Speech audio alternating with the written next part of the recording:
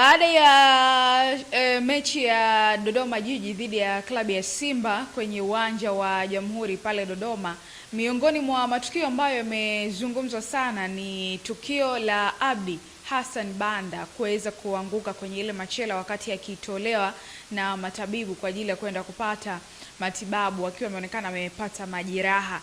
Na tukio lingine ni kuhusiana na Selemani Mwalimu kuweza kwenye rapsha pale kupigana na Andy Bikoko kwa maana ya kumpiga kiwiko. Sasa sisi Ava TV tukasema tumtafute Abdi Hassan Banda atuambie ukweli wa tukio lile, mara baada ya watu wengi kuzungumza kwamba Abdi Hassan Banda hakuanguka, bali aliamua tu kujiangusha. Na hapa tumeungana na beki huyu wa Dodoma Jiji Football Club, Abdi Hassan Banda, aweze kutuambia ukweli kuhusiana na taarifa hiyo. Ilikuwaje pale kulingana na kile ambacho watu wamekuwa wakikizungumza.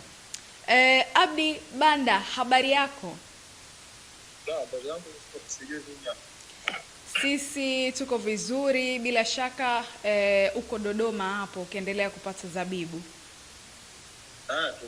Tunaendelea, mvua nyingi. Nikupongeze kwa mchezo mzuri dhidi ya waajiri wako wa zamani, klabu ya Simba.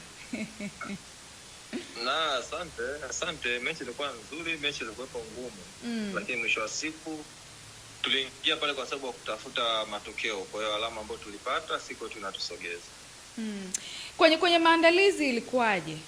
Kiasi cha kuonyesha mchezo mzuri hasa kwenye safu ya ulinzi ambayo wewe ulikuwepo pia. Maandalizi yalikuwa ni mazuri sababu kama ni mtu ni mfuatiliaji wa mpira au ni mfuatiliaji wa timu yetu, angejua performance yetu ya michezo mitano iliyopita, kwa sababu toka tumerudi raundi ya pili au toka tumeanza mwaka huu na sisi tumecheza michezo karibia 8 na mchezo ambao tumepoteza ni wa Yanga. Kwa hiyo umeona ni jinsi gani performance ya timu au ubora wa timu umerudi. Kwa hiyo jana sikuona kwamba ni surprise kwa timu yetu, kwa sababu ni matokeo ambayo tunayapata au ni pambanaji ambao tunafanya kwa mechi ambazo zimepita nyuma. Safu ya ushambuliaji ya klabu ya Simba haikuatisha? No, ilitutisha kwa sababu wana safu ya ushambuliaji nzuri, na ndio maana kama uliangalia mechi tulicheza kwa discipline kubwa sana, kwa sababu hatukutaka kuwaachia nafasi na tulijua madhara ya timu yao yako wapi. Kwa hiyo tuliziba ile mianya, japokuwa kuna muda walipata ile nafasi lakini bahati ilikuwa yao, lakini tuliwaheshimu sana na tunaujua ubora wa Simba na ndio maana tulicheza vile jana. Kuna watu wanasema kwamba kiwango bora cha Abdi Hassan Banda pengine ni kutokana kwamba alishawahi kutumikia klabu hiyo huko nyuma, kwa hiyo kuna vitu anavijua. No, sometimes inakuwa ni kweli, kwa sababu unajua unapocheza na waajiri wako wa zamani na uliondoka na ni muda mrefu toka nimeondoka, ili uwaonyeshe kwamba mimi nilikopo kwenye timu yenu. Kwa hiyo unapocheza nao ni lazima uwaonyeshe kwamba labda mimi ni mchezaji wenu na wajua vizuri, na najua vitu vingi kutoka kwao. Kwa hiyo ni vitu ambavyo lazima vitokee kama vile pale. Kuna watu wanajaribu kuhusishanisha na ile historia ya zamani kwa namna ambavyo uliondoka ndani ya klabu hiyo. Hapana, unajua watu wengi wanashindwa kuelewa kwamba mimi Simba niliondoka baada ya kupata ofa nzuri South Africa.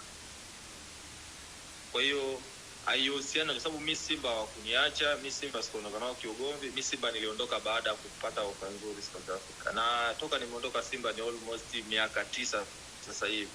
Sasa sioni kabisa kwamba mimi ni mchezaji, lakini mwisho wa siku Dodoma ndio sehemu ambayo mimi ndio sehemu ya kazi na ni sehemu ambayo mimi napata mahitaji yangu yote. Kwa hiyo lazima nipambanie. Siwezi kuangalia kwa sababu labda Simba nilikuwepo kipindi cha nyuma, labda naweza kucheza hivi. Hapana.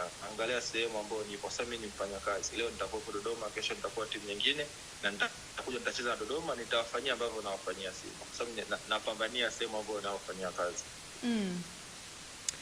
Alianza kwa Mwalimu, akaja wakina Mwangosi hao. Yupi ambaye aliweza kidogo kuwatikisa?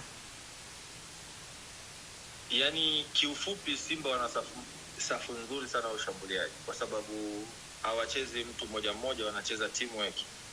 Kwa hiyo timu ambayo inacheza teamwork hujui ni nani unaweza kumkaba.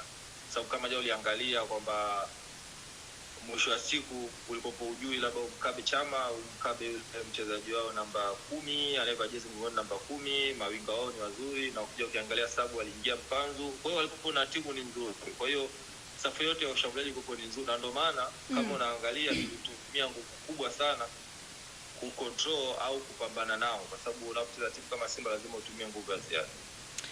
Sawa Abdi, miongoni mwa tukio kubwa sasa ambalo mpaka hivi sasa ninavyozungumza na wewe limeendelea kusambaa kwenye mitandao ya kijamii ni video ambayo inakuonesha wewe ukianguka kwenye ile machela ambayo inabebea wachezaji kutoka uwanjani kwenda nje kwa ajili ya kupata matibabu. Wengi wakizungumzia tukio hili kwamba ulijiangusha makusudi ili tu kuibia muda katika mchezo huo dhidi ya Simba. Hebu tuambie ukweli wa tukio hili. Ni kweli ulijiangusha kwa makusudi ili kuiba muda wa muamuzi?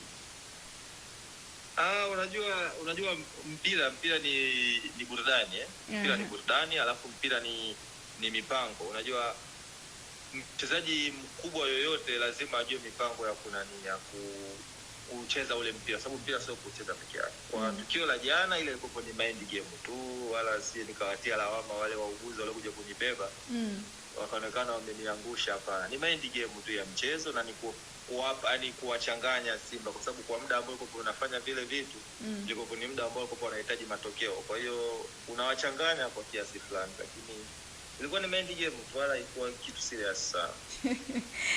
Usije ukaangushia lawama madaktari ambao walikubeba. Si madaktari wa mkoa akaingia lawama kwamba bosi zao kwamba waliniangusha kufanya kazi zao vizuri. Hapana, ile ni mind game tu, na mimi mwenyewe ndo nilijiangusha tu vile, na kama ulivyoona pale Kibabage alipanic kumfuata refa, ndio kitu ambacho mimi niko nakihitaji vile. Ni katika kuhakikisha kwamba pia muda unakwenda mbele bila shaka. Yaani kama nakukumbusha nyuma, tunasemaga kabisa Waarabu wakija kucheza mechi za kimataifa kwetu wanafanya vitu kama vile. Sasa kwa nini kwangu kiwe kigeni?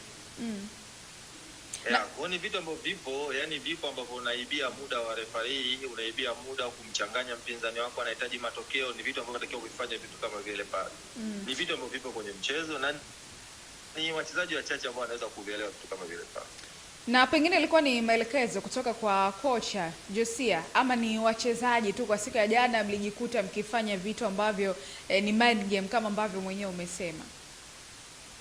Yaani ile iko ni mind set tu ya mchezaji mmoja mmoja, na pia kitu ambacho wa Tanzania au wapenda mpira wanatakiwa wakijue. Unajua inapocheza timu ndogo inapocheza na timu kubwa haihitaji maandalizi yoyote, haihitaji mtu yoyote kuja kumwambia mtu anatakiwa upambane hivi. Unajua zile ndo mechi ambazo wachezaji wengi wanapata soko, na zile ambao wanaonekana, na ni mechi ambazo Tanzania nzima wanakaa kwenye TV wanaangalia zile mechi, ambao wanakosa kuja uwanjani.